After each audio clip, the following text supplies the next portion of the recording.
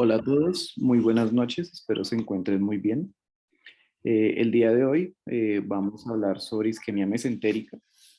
El día de hoy nos acompaña Laura Alejandra García Zambrano, es una estudiante de octavo semestre, miembro de junta del grupo de interés de la Universidad del Rosario.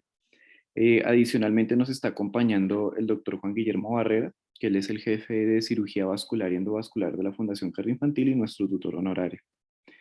Espero les guste mucho esta charla y le doy la palabra a Laura para que empecemos con la presentación. Listo, muchísimas gracias. Muy buenas noches a todos. Como les comentaba Camilo, entonces el día de hoy nos corresponde la charla de isquemia mesentérica. Entonces vamos a comenzar. Listo, entonces para empezar, estas son las lecturas recomendadas. Me basé en una serie de artículos que son los que pueden ver en pantalla, además de el libro de Rutherford de cirugía vascular y endovascular. Entonces así es como dividí la charla. Voy a empezar hablando un poco de la anatomía, de la epidemiología, la presentación clínica, el diagnóstico y el manejo. Y dentro del manejo voy a incluir lo que es el manejo médico, el manejo endovascular y el manejo quirúrgico. Listo. Entonces, para hablar de la anatomía, me parece que es pertinente a la isquemia mesentérica. Vamos a empezar hablando de la aorta abdominal, ya que sus ramas son las que van a irrigar el colon.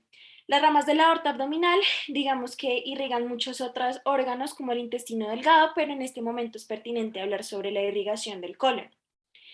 Entonces, la aorta abdominal se extiende desde el hiato aórtico del diafragma hasta su bifurcación terminal en las dos arterias ilíacas comunes, topográficamente frente a L4.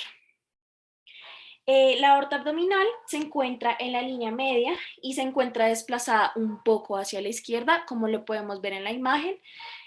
Ahí podemos ver perfectamente la bifurcación de las dos arterias ilíacas comunes y que se ve más o menos a nivel de L4. Entonces, es importante hablar que las arterias principales, sobre todo para la isquemia mesentérica, van a ser las tres arterias principales de la aorta abdominal. Son las tres que podemos ver acá en la imagen, que va a corresponder al tronco celíaco, va a corresponder a la arteria mesentérica superior y a la arteria mesentérica inferior. Digamos que el tronco celíaco es un poco, digamos que pertinente hablar que este irriga eh, trazos del intestino delgado, pero en cuanto a la arteria mesentérica superior e inferior, son los que van a irrigar toda la parte del colon. Y sus ramas, que serían, por ejemplo, de la mesentérica superior, que estaría la pancreatoduodenal inferior, las arterias yeyunales e ileales, la ileocólica, la arteria cólica derecha, la arteria de la flexura hepática, la arteria cólica media, la yuxtacólica, la arteria ascendente, que ya hace parte de la mesentérica inferior, la cólica izquierda, las arterias sigmoideas y la arteria rectal superior. De acá es importante tener en cuenta que, por ejemplo, las arterias cólicas, es decir, la arteria cólica derecha, la media y la izquierda, son las que son más frecuentes en cuanto a pacientes que presentan una isquemia mesentérica. Entonces, en esta imagen, pues nos centramos en la arteria mesentérica superior y en la inferior, en donde podemos ver por dónde ingresan y cómo se van dando sus ramas. A todo esto es a lo que se le va a llamar el mesenterio. Es por eso que la isquemia mesentérica se le puede decir a la patología que involucra la arteria la arteria mesentérica superior e inferior y sus ramas, como las podemos ver en la imagen. Listo. Aquí se puede ver el drenaje venoso. Este corresponde a las venas homónimas. ¿Qué quiere decir esto? Las venas homónimas quiere decir que son las mismas que las arterias. Entonces vamos a encontrar acá que tenemos a la vena mesentérica superior y a la vena mesentérica inferior, que van a corresponder a las venas principales, que van a drenar a la vena porta, y la vena porta que va a llevar a la vena cava inferior. Por otro lado, una conclusión importante es que la vena y la arteria mesentérica superior irrigan y drenan el lado derecho del colon. Y la arteria y la vena mesentéricas inferiores van a irrigar y a drenar el lado izquierdo, como lo podemos ver en la imagen. Me pareció una conclusión importante. ¿Y por qué estoy hablando del drenaje venoso? Es muy importante porque dentro de la isquemia mesentérica hay una causal que es la trombosis venosa mesentérica, y por eso también es importante hablar un poquito del drenaje venoso. Pasando un poco a la epidemiología, encontré estos datos epidemiológicos que son muy importantes, en donde tenemos que la isquemia mesentérica aguda no tiene unos datos de incidencia debido a la alta tasa de casos asintomáticos, pero hay un estimado de más o menos un 0.09 a un 0.2% de incidencia.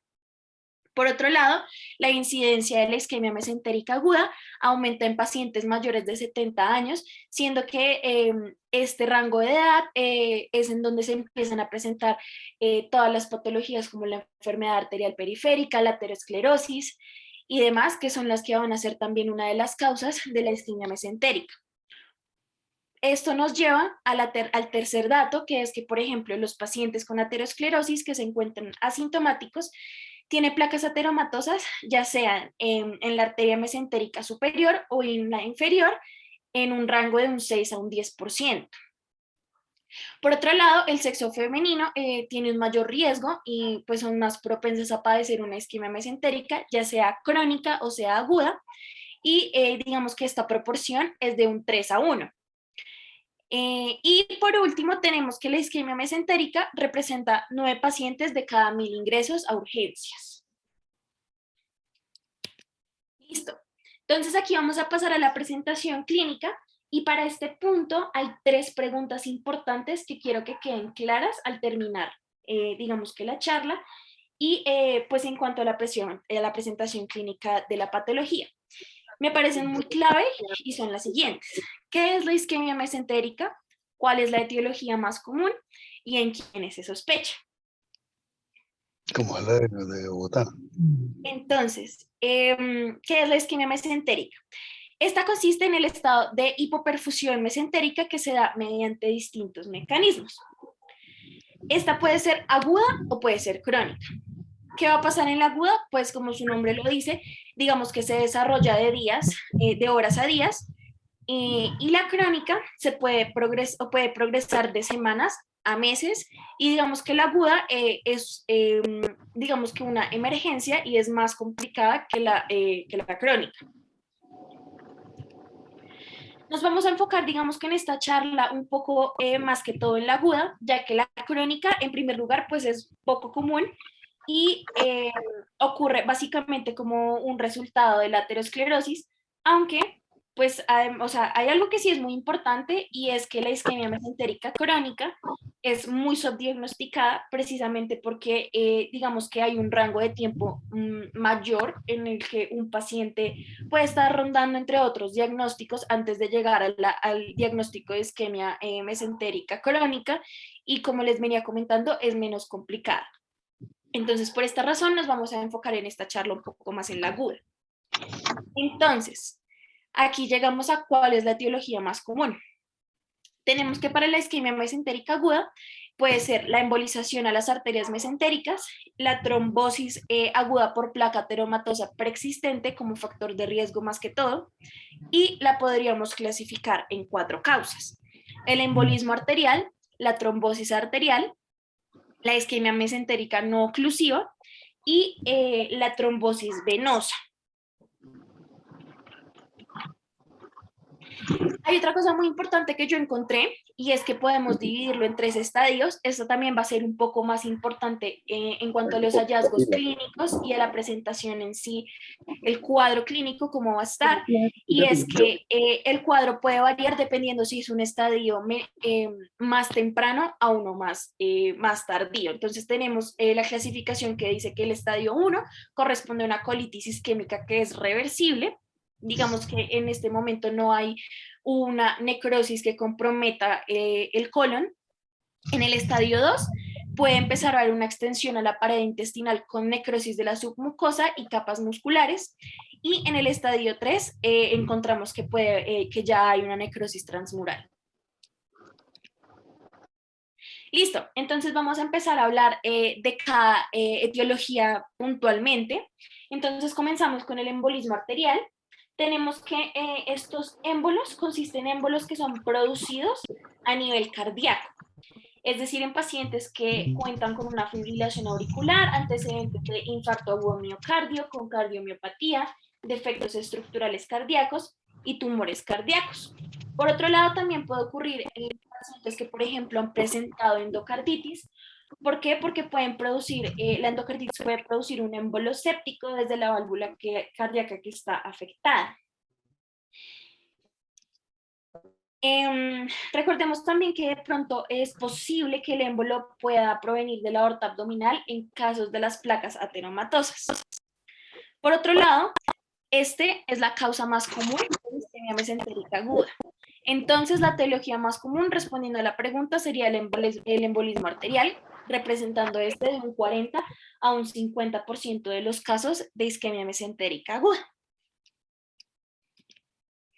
Pasando a la trombosis arterial consiste en la isquemia por la formación de placas ateroscleróticas en cualquiera de las arterias que forman parte del mesenterio, es decir, ya sea en la mesentérica superior o inferior y todas sus ramas derivadas que les mencionaba en el cuadro de anatomía. Y además de esto se le suma un paciente que presente un estado de hipercoagulabilidad. Esta es la segunda causa más común, va a representar de un 20 a un 35% de los casos de isquemia mesentérica aguda. Pasando a la isquemia mesentérica no oclusiva, tenemos que ocurre cuando la hiperfusión no se da por un evento tromboembólico, es decir, no hay un émbolo ni tampoco hay un estado de hipercoagulabilidad que produzca una trombosis. Y puede ser desencadenado, por ejemplo, por una enfermedad arterial periférica u otra que disminuya el flujo sanguíneo a nivel sistémico. ¿En qué sentido? Digamos que, por ejemplo, cuando en la enfermedad arterial periférica hay una hipoperfusión sistémica, se va a priorizar el flujo sanguíneo hacia los órganos vitales, como el corazón, el cerebro, los riñones, por lo que el colon o pues el intestino, digamos que entra en un vasoespasmo. Entonces, digamos que esa sería un poco la razón de por qué podría producirse este tipo de isquemia mesentérica. Por otro lado, además de la enfermedad arterial periférica, pues les venía comentando que también hay otro tipo de enfermedades que disminuyen el flujo sanguíneo. Recordemos que es importante tener en cuenta las personas que tienen falla cardíaca congestiva y fibrilación auricular, que son las patologías que digamos que hacen que una persona sea propensa a un estado de hipercoagulabilidad. Y va a representar del 5 al 15% de los casos de isquemia mesentérica. Pasando a la trombosis venosa, como les venía contando, por esto es que me pareció importante hablarles también un poco del drenaje venoso. Y tenemos que se va a limitar generalmente a la vena mesentérica superior, aunque puede ocurrir también en la inferior, en la esplénica y en la porta. La trombosis venosa mesentérica puede ser primaria o puede ser secundaria. Si es primaria, pues podemos decir que es idiopática, es decir, que no se encuentra ninguna causa. Y si es secundaria, puede ser por 3 razones. Puede haber una injuria directa, éstasis y trombofilia. Es decir, por ejemplo, la injuria directa puede darse por trauma en un procedimiento quirúrgico que haya tenido el paciente previamente, que haya tenido una cirugía abdominal, y la éstasis, por ejemplo, por procesos inflamatorios como la diverticulitis. Generalmente la diverticulitis es una patología que aumenta el riesgo de llegar a presentar una isquemia mesentérica. Y la trombosis venosa va a presentar de un 5 al 15% de los casos de isquemia mesentérica. Ahora, ¿en quiénes se sospecha? Y aquí, pues sí, vamos a hablar un poco más en sí del cuadro clínico. El cuadro clínico, digamos que clásico o típico, va a consistir en dolor abdominal súbito, muy severo, con un rápido deterioro clínico. Entonces, aquí es muy importante que, por ejemplo, sí hay que tener en cuenta y nos ayuda un poco para identificar cuál es la causa de la isquemia mesentérica, y es que, por ejemplo, en la no oclusiva y en la venosa se presenta un cuadro de progresión más lenta, y también sería más lento en pacientes que presentan otras patologías, es decir, que tienen otro tipo de comorbilidades. Ahora, en cuanto a los hallazgos al examen físico, ¿qué es lo que vamos a encontrar? Vamos a encontrar ruidos intestinales aumentados, pero hay algo muy importante, y es que yo resalté en negro que, como podemos ver en el cuadro, pueden haber tanto ruidos intestinales aumentados como disminuidos. Y esto va a ser un factor importante para determinar el estadio en el que el paciente se encuentra. Digamos que si hay unos ruidos intestinales aumentados, puede ser una isquemia mesentérica más temprana, y si los tiene disminuidos, va a ser una isquemia mesentérica más tardía. Y los que son sugestivos de tardía son los que tengo resaltado en negro, es decir, una isquemia mesentérica en un estadio 3, por ejemplo, va a contar con ruidos intestinales disminuidos, con un Blumberg positivo, con un abdomen en tabla, y hay otros signos que pueden presentarse como no pueden presentarse, que podría ser, por ejemplo, la oliguria, fiebre, deshidratación, alteración en los signos vitales y alteración del estado neurológico. Hay otra cosa muy importante, y es que tenemos que tener en cuenta los laboratorios, que igual lo voy a hablar más adelante en el diagnóstico, pero hay que tener en cuenta que puede haber un aumento en las aminasas, aumento en la amilasa, en la lactato deshidrogenasa, va a haber también leucocitosis y alteraciones en el pH, podemos encontrar una acidosis metabólica. Bueno, ahora en cuanto al diagnóstico. En cuanto al diagnóstico, podemos hablar más que todo de un diagnóstico imagenológico, que además de la clínica, pues nos va a ayudar muchísimo a complementar. Hay varios tipos de imágenes que nos pueden ayudar, que están estas de acá. Entonces, por ejemplo, tenemos que el ecodoppler o el DUS, se llama también DUS, que sería como la ultrasonografía Doppler, que es importante porque es un método no invasivo que permite el diagnóstico temprano. Pero a pesar de que aquí estoy hablando de diagnóstico temprano, el ecodoppler es muy útil a la hora de un intraoperatorio y un postoperatorio para control. En segundo lugar, tenemos la ecoabdominal, que es importante ya que puede detectar necrosis, hemorragia, puede detectar inflamación en la pared intestinal, además de adelgazamiento y asimetría intestinal. También es muy importante porque la eco de abdomen ayuda muchísimo para los diagnósticos diferenciales, y puede, por ejemplo, identificar un paciente que tenga un hilio, que digamos que es uno de los diagnósticos diferenciales más importantes en cuanto a la isquemia mesentérica, ya que puede presentar los mismos tipos de sintomatología. El cuadro clínico es muy parecido. Por otro lado, está la tomografía computarizada o TAC, que es muy importante. ¿Por qué? Porque tiene un 93% de sensibilidad, tiene un 96% de especificidad, es rápida, es fácil, es de bajo costo y puede dar perfectamente un diagnóstico de isquemia mesentérica. Es importante porque permite ver tanto las venas como las arterias mesentéricas y los cambios sugestivos de hipoperfusión. Entonces nos puede ayudar a distinguir un poco, además de confirmar el diagnóstico, nos puede ayudar un poco también a orientarnos hacia la etiología. Y pues los cambios sugestivos de hipoperfusión, que como ya sabemos pueden ser la dilatación o adelgazamiento de la pared intestinal, neumatosis, trombosis, puede identificar aneurismas, disección y calcificaciones en los casos de los pacientes que tienen, digamos, esta causal de aterosclerosis, calcificaciones, enfermedad arterial periférica. Por otro lado está la angioresonancia, pero hay una cosa con la angioresonancia, y es que sí puede ser muy útil para el diagnóstico, ya sea de origen arterial o venoso, pero aún así, digamos que el TAC sigue siendo más útil para el diagnóstico debido a sus características básicas, que es rápida, fácil, de bajo costo, además de la sensibilidad y la especificidad, pero la angioresonancia puede ser útil para pacientes que, por ejemplo, tienen, o sea, que no pueden diagnosticarse por TAC. Es decir, ¿qué pacientes no se les puede hacer un TAC? Un paciente que, por ejemplo, tiene hipersensibilidad al yodo, pacientes que tienen nefropatías. Entonces, pues digamos que estos pacientes tienen una restricción para hacerse exámenes diagnósticos mediante TAC. Entonces, es en estos casos que se puede utilizar la angioresonancia. Aquí en último lugar tenemos la angiografía.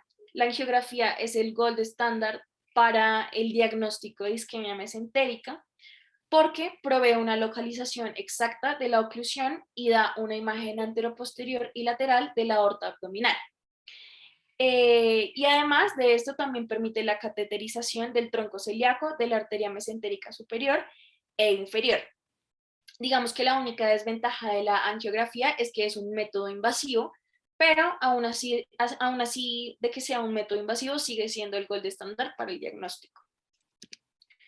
Entonces aquí les tengo un ejemplo de cómo se vería una isquemia mesentérica en una angiografía. Como podemos ver, a la derecha se ve la opacidad, es decir, que se ve que hay en efecto una isquemia, en este caso en la arteria mesentérica superior. Se puede ver también que hay una estenosis. Entonces me pareció importante esta imagen que nos puede mostrar muy bien cómo se podría ver para hacer el diagnóstico mediante una angiografía.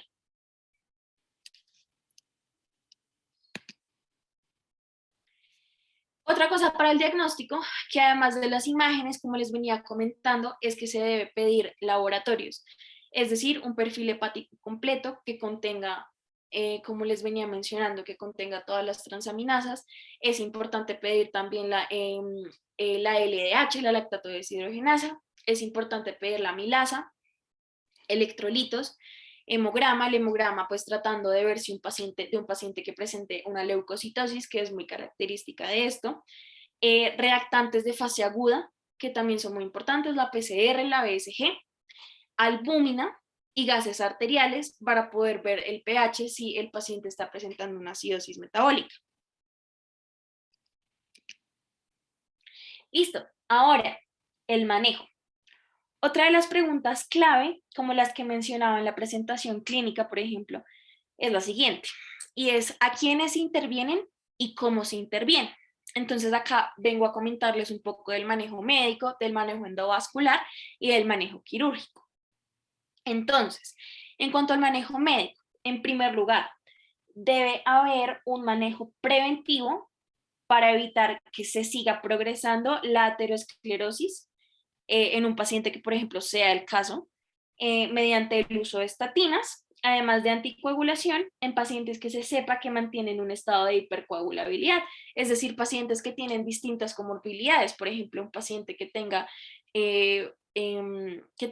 la necesidad de uso de estatinas, pero además que tenga, por ejemplo, una falla cardíaca congestiva que haga que se mantenga en este estado de hipercoagulabilidad y necesite de una anticoagulación, o un paciente que, por ejemplo, tenga una fibrilación auricular. Hay otra cosa, y es que los pacientes sintomáticos requieren de manejo quirúrgico. Siempre un paciente que está sintomático va a requerir de un manejo ya sea endovascular o sea quirúrgico abierto, pero pues debe resolverse primero la hipovolemia, los trastornos electrolíticos que pueden causarse por el cuadro clínico, el vómito, la diarrea. Entonces, es por esto que también el manejo médico es importante en ellos. Entonces, todo el manejo de líquidos también es importante, por ejemplo, ya después en el perioperatorio, que el manejo médico va a consistir en esto que es muy importante. Debido a que en la fisiopatología, cuando hay una necrosis, digamos que la necrosis favorece el crecimiento bacteriano y la translocación de bacterias de la flora intestinal. Entonces, lo que es muy importante para los pacientes del perioperatorio es el cubrimiento antibiótico, sobre todo para gram negativos, que son los que, pues digamos que habitan la zona gastrointestinal. Eso como primer punto que es muy importante. Y por otro lado, también en el postoperatorio es importante anticoagular a los pacientes con clopidogrel, o bueno, pues es un antiagregante, y se les tiene que dar 300 miligramos durante 1 a 3 meses. Esto puede variar, pero generalmente es lo que se hace siempre en todos los pacientes, que pues digamos que de base no estén anticoagulados, y si no lo están, pues toca hacerlo con el clopidogrel. Listo, en segundo lugar, tenemos el manejo endovascular, que va a ser diferente, ya sea si es una isquemia mesentérica crónica y si es una isquemia mesentérica aguda. ¿Por qué? Porque la isquemia mesentérica crónica, digamos que sí es apta para un manejo endovascular. A ellos digamos que se les puede realizar una revascularización mediante un balón de angioplastia y el stent. Sería el manejo, digamos, gold estándar para los pacientes que tienen una isquemia mesentérica crónica, pero en cuanto a la isquemia mesentérica aguda, digamos que no se les puede ofrecer un manejo endovascular, ya que tienen un daño necrótico mayor que requiere una resección de tejido mediante la parotomía. Sin embargo, es posible realizar un manejo endovascular en caso de un paciente que ya haya tenido una cirugía abdominal previa o que tenga otras comorbilidades, como enfermedades cardiopulmonares o coagulopatías. En este caso, estos pacientes sí pueden recurrir a un manejo endovascular, pero el gold estándar para una isquemia mesentérica aguda es un manejo mediante la parotomía. Entonces aquí llegamos al manejo quirúrgico para la isquemia mesentérica aguda, en donde los pacientes con isquemia mesentérica aguda requieren de una laparotomía de urgencia, como les venía comentando al principio, esta patología es una emergencia, y pues se realiza para permitirse evaluar la extensión de la necrosis e identificar la posibilidad de una revascularización. Se debe realizar, digamos que la resección del tejido necrótico, luego se realiza la revascularización y luego se realiza una anastomosis. Posteriormente, es muy importante que se debe valorar la viabilidad y la funcionalidad intestinal. Aquí es importante porque aquí viene el ecodoppler que mencionaba en las imágenes, y es que va a servir mucho para valorar la viabilidad, la funcionalidad luego de la operación o de manera intraoperatoria también.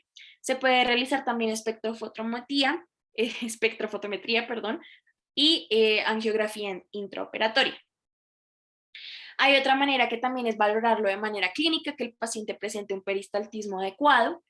Y otra cosa que es muy importante, y es que generalmente los pacientes que requieren de un manejo quirúrgico necesitan una segunda laparotomía a las 24 horas para revisar nuevamente la extensión de la necrosis. Y listo. Básicamente eso es todo lo que tenía que comentarles por el momento, y si tienen preguntas, pues las pueden ir dejando. Gracias. Muchas gracias, Laura, por tan buena presentación. No sé si alguno tiene alguna pregunta, puede dejarla en el chat o puede levantar la mano o puede abrir el micrófono. Le damos la palabra. Excelente, Laura, te felicito. Una gran presentación, un tema muy denso y lograste resumirlo y presentarlo en una excelente presentación. Te felicito. Muchas gracias. Esperamos las preguntas. Doctor, aquí nos llega una pregunta y es, en dado caso de que algún paciente presente como trombosis espontáneas o algo así, ¿en quiénes podríamos sospechar una trombofilia o no? Pues para evaluar si podemos necesitar manejo quirúrgico o alguna otra estrategia. Excelente pregunta. A ver, Lina o Camila, si está disponible. ¿Qué opinan ustedes?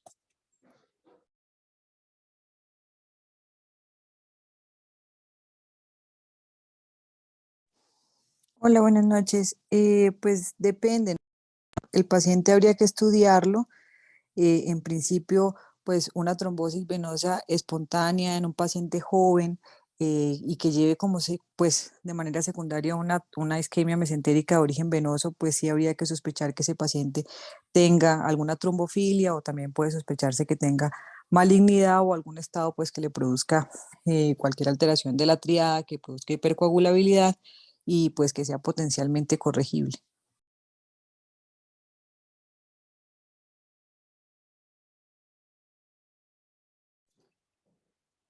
Cami. Profe, agregando lo que dijo Lina, creo que se debería sospechar, además de en paciente joven, en paciente que tenga eventos trombóticos a repetición, pérdidas, en el caso de las mujeres, abortos, o hasta historia familiar en algunos casos. Sí, perfecto. Yo creo que lo más importante es la alta sospecha. Los factores que vimos son los más claros: la juventud, un paciente joven, los abortos a repetición, y muy importante siempre pensar en paraneoplásico, que es una de las cosas que se nos olvida con los eventos trombóticos. La trombosis venosa mesentérica pues es realmente más grave que la trombosis arterial en el cuadro de isquemia mesentérica. Hay casos descritos de consumo de estrógenos en la menopausia, en los pacientes que reciben suplencia estrogénica, y obviamente el uso de anticonceptivos, como ocurre con los pacientes en edades jóvenes con trombosis venosa profunda, más si se asocia a que este paciente pueda tener un síndrome de hipercoagulabilidad. Y no podemos olvidar para nuestra época la presencia y el antecedente de COVID, que es otra situación que la hemos visto y está escrita para esta época de la pandemia.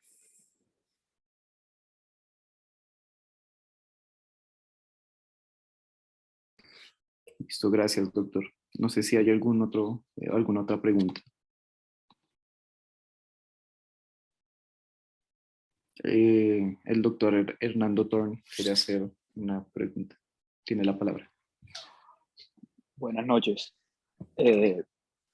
Doctor Barrera, una preguntita. En la experiencia suya personal, además de la anticoagulación sistémica, ¿usan algún tipo de vasodilatador como papaverina o algún trombolítico intraarterial o con la anticoagulación sistémica es suficiente? Gracias. Bueno, excelente pregunta. Yo creo que el tema de la trombolisis se nos complica un poco en nuestro medio porque INVIMA no tiene aprobado el uso de RTPA, que sería el trombolítico descrito en, digamos, pacientes que podemos tratar de manera local o intraarterial. Definitivamente la trombolisis sistémica no hay ninguna evidencia. Hay más complicaciones que evidencia. Es el retiro del trombo en la arteria comprometida, pero digamos en la experiencia práctica es muy difícil poder uno hacer recomendaciones. Yo creo que este es un manejo conjunto. Estos pacientes requieren un abordaje híbrido, muy probablemente, si no es laparoscópico, laparotomía, y ver la resolución de la isquemia. El tiempo es muy importante y el uso de papaverina en este momento no está disponible en nuestro medio, tampoco fue recogida y no hay papaverina disponible. Yo creo que mantener las condiciones hemodinámicas del paciente y definir si requiere una intervención. Pero lo más importante es la isquemia. La isquemia es el punto más crítico y obviamente estos pacientes van combinados en manejo con cirugía. Muchas gracias, doctor. Muchas gracias, doctor. En el momento no tenemos más preguntas. No sé si quiere hacer algún comentario final antes de cerrar. Yo tenía una pregunta, perdón. Tranquila. Quería preguntarle al doctor Barrera, por ejemplo, porque la angiografía sí es un método invasivo, o sea, ¿por qué no es mejor limitarse a utilizar la angiografía de manera intraoperatoria en lugar de utilizarlo como un gold estándar y poder utilizar más bien un TAC que es útil y de igual manera tiene una sensibilidad y una especificidad muy grande?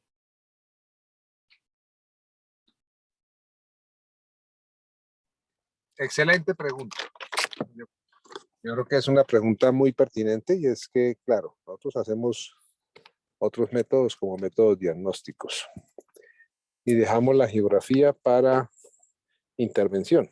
Hoy en día, digamos, podemos hacer arteriografía, angioplastia, y de esta manera hacer intervención. Y dejaríamos como método diagnóstico la tomografía de vasos con reconstrucción, que nos permitiría hoy pensar que es el gol estándar. Entonces, digamos, lo que pasa es que las revisiones están basadas en números previos y en experiencia previa, y lo que teníamos era la arteriografía. Entonces, es posible que el centro que tenga hoy angiotomografía muy probablemente no tenga una angiografía disponible, una sala de hemodinamia o un especialista.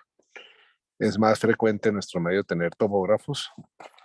Y esto implica un gatillado importante, implica que el técnico sepa qué es lo que estamos buscando y definir tiempos sin contraste, con contraste arterial y una fase tardía venosa.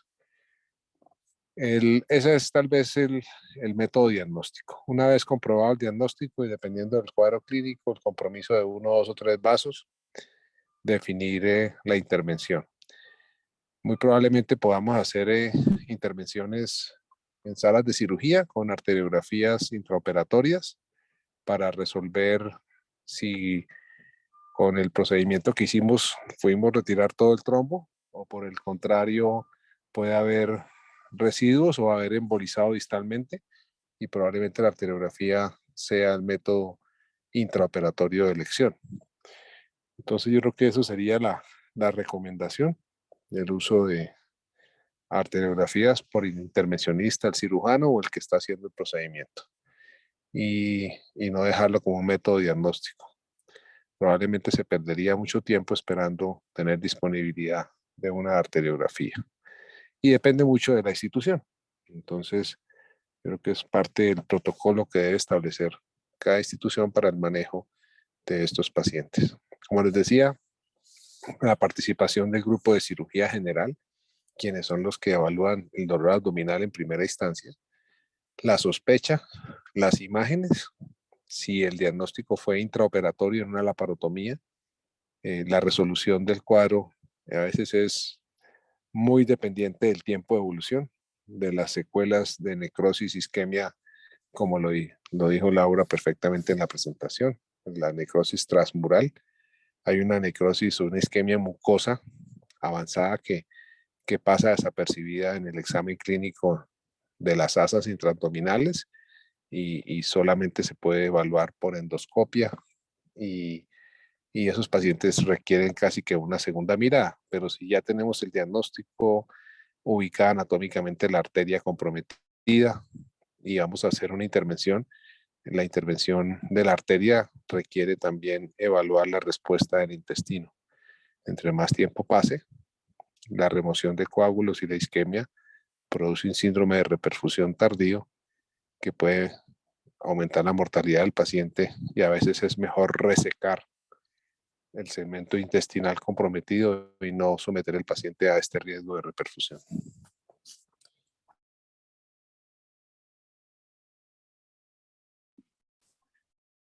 Muchas gracias, doctor. Si no tenemos más preguntas, yo creo que ya podemos dar como terminada la charla. Muchas gracias a Laura por la presentación y nos vemos el jueves en un caso clínico que tenemos preparado a propósito de este tema. Entonces los esperamos a todos. Muchísimas gracias. Muy buena noche para todos. Muchas gracias, Laura. Gracias.